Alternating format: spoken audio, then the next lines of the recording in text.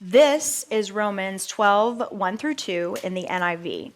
Therefore, I urge you, brothers and sisters, in view of God's mercy, to offer your bodies as a living sacrifice, holy and pleasing to God.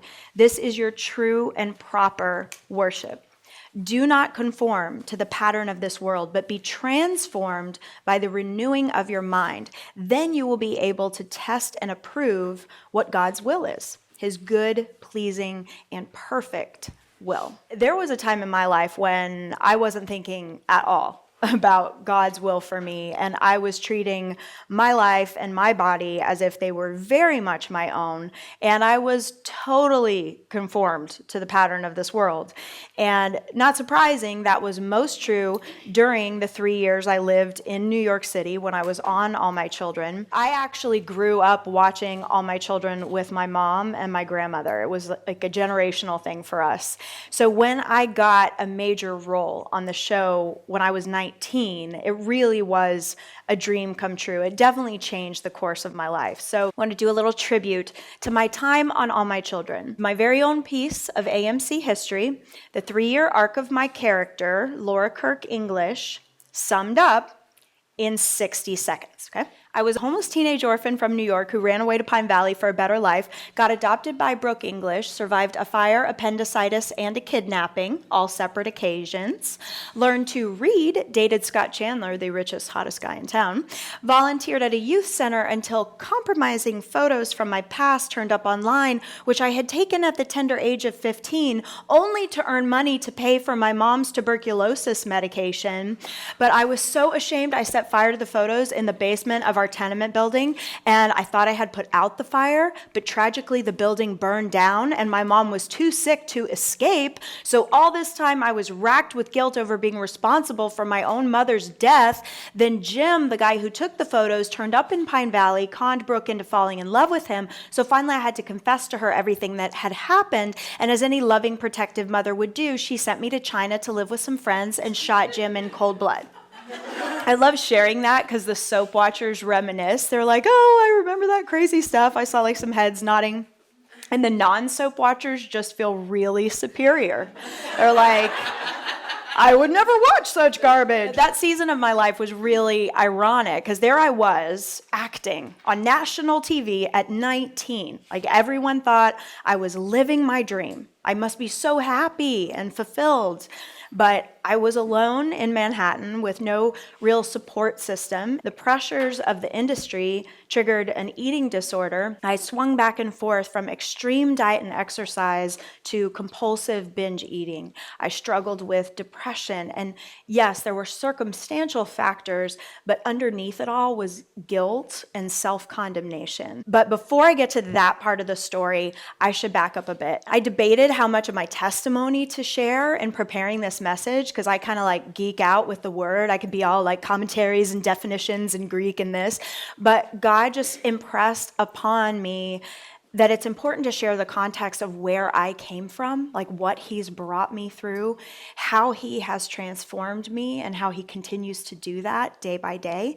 So I wanted to give us that context before we kind of dig into the word. And I want to set the scene for you. I grew up in a Christian home. My grandmother taught me to sing hymns basically as soon as I started talking.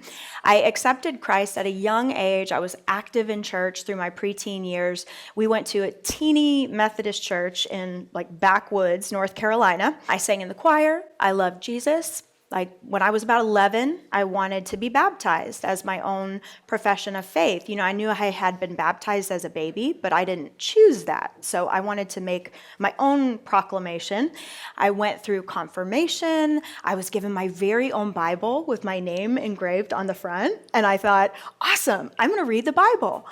Well, I sat down and started reading, and it was King James, and I got a page and a half maybe in and thought, okay, I don't know, and just set it on a shelf. It was not surprising for an 11-year-old, and it just kind of collected dust. Well, my dad was a career Marine, and when we moved on base at Camp Lejeune in North Carolina, we did not attend a church, but I still love Jesus, and, you know, I thought, you know, Jesus and I are cool, but I didn't have any concept of a faith that involved real life transformation. Probably no one on the outside could tell the difference because I was a super good kid. I mean, like, overachieving, authority pleasing, academic award winning, just like boringly good kid.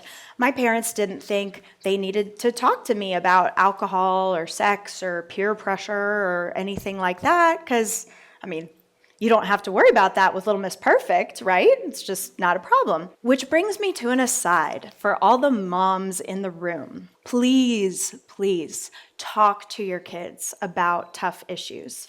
I don't care how good they are, how good their grades are, how nice their friends are, whatever. Like, they need to hear from you on tough issues. They will hear about these things. Everything from alcohol, drugs, sex, peer pressure, all of it. They will be exposed to the pattern of this world. And they will either go with the flow or have the fortitude to live in a countercultural way that honors God. So it's up to you to make your perspective known and equip them to make good decisions. They need to know that they can come to you about these issues. You have to keep those communication lines open. Unfortunately, in my case, that communication just wasn't happening. I had a very belated teenage rebellion my senior year in high school. I started doing some social drinking, had a crush, got my first boyfriend, and quickly became a physical relationship. The combination of hormones and alcohol, not good. With no authority influence telling me in my life about the importance of saving sexual intimacy for marriage, by the time graduation rolled around, eventually sex seemed like the natural next step. I mean, he said he loved me, I thought that made it okay. We both went to the University of Virginia, continued our relationship. By the end of my first year in college, I had a 4.0 GPA. And then one day, my world came crashing down when I discovered I was pregnant. And although I believed abortion was absolutely wrong, I felt completely trapped. I was ashamed. I was terrified. There was no choice. Like, I had to just make it go away. Like, this could not be my reality. My boyfriend felt the same way. A teen pregnancy did not fit with his life plan either. I struggled for years with regret and self-condemnation after the abortion. My time on All My Children, yes, it was the catalyst for the eating disorder and the depression, but my guilt was certainly the root cause. I struggled through my 3 years on the show, and when my contract was up, I relocated to Los Angeles. My very first Sunday in LA, I went to a Calvary Chapel church, and the warmth and love in that room just like washed over me. And the message was on the year of Jubilee, which is the year in Jewish tradition when slaves are set free. And I couldn't believe how much that message was for me. You know, when you have that happen, you're like, oh my gosh, the pastor's reading my mail. Like, how did he know? That was exactly what I needed to hear.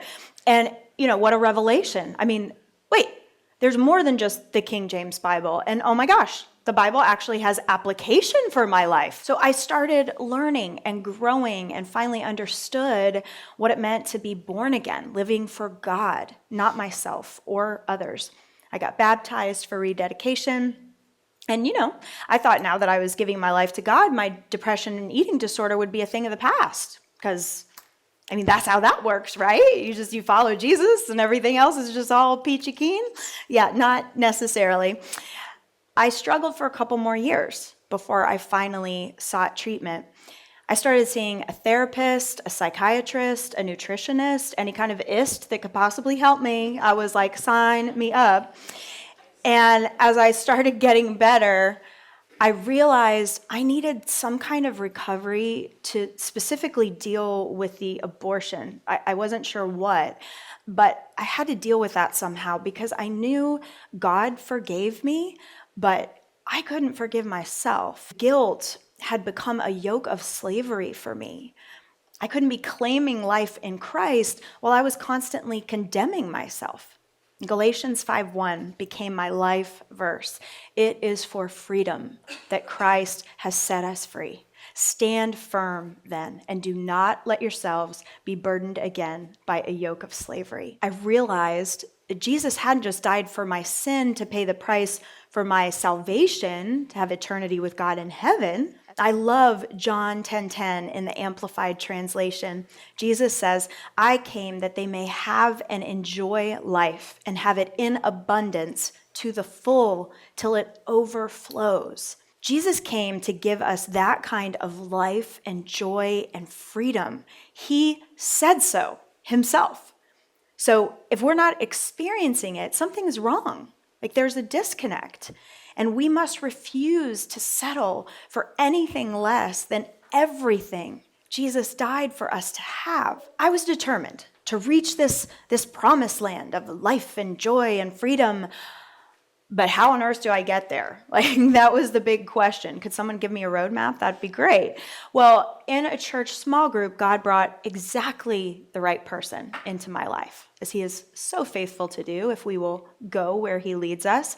She was the director of the local pregnancy resource center, which is a ministry that provided free pregnancy tests, counseling, resources, including post-abortion recovery. I signed up for their next post-abortion Bible study, and God worked through that group to truly change my life. The book we used was called Forgiven and Set Free. And by the end of those 12 weeks, as painful as they were, I truly was forgiven, fully forgiven, completely free. And that was when Galatians 5:1 became not only my life verse, but my life's mission. When you are free, you have to tell people about it.